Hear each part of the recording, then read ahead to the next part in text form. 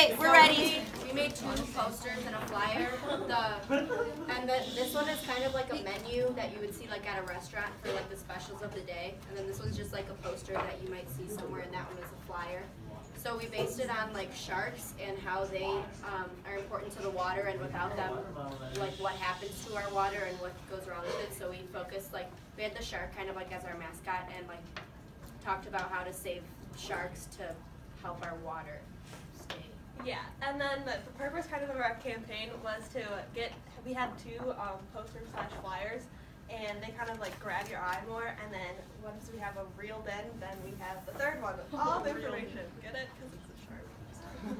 Okay. So if you can't read this, Walker will read it for you. It says, today's special is injustice, and it's in big black red letters because it's the shark's blood in the water. Anyway,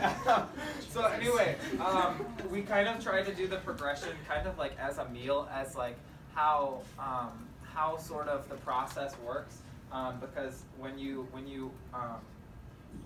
change the environment and you start taking the sharks out of the water, or you start injuring them or finning them or stuff like that, it actually causes off a chain of events. So we tried to show that here. So for example, we said appetizer is shark fin soup. So people are finning sharks, and then they just release the sharks back into the water, and even though they can't swim, they just drown, essentially. Not drown, but you know what I mean. They die. So then our entree, our next step in the process is the pollution with a side of extinction, because we are changing our water and hurting our water system. Thank you. And so that will hurt the shark population also. And then dessert, the final effects, just to show the extent of which this horrible process can go, is coral reef destruction is a big issue. And that's correlated with shark destruction, and also imbalance of the food chain, because sharks are a very prominent predator in our oceans, so we can't just take them out.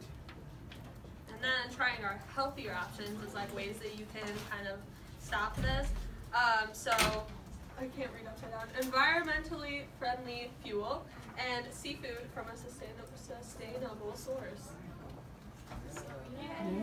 So yeah, like Sarah said, the one that they just read and then the one that you're passing around is kind of like to grab your attention, and this one has like all of our information on it.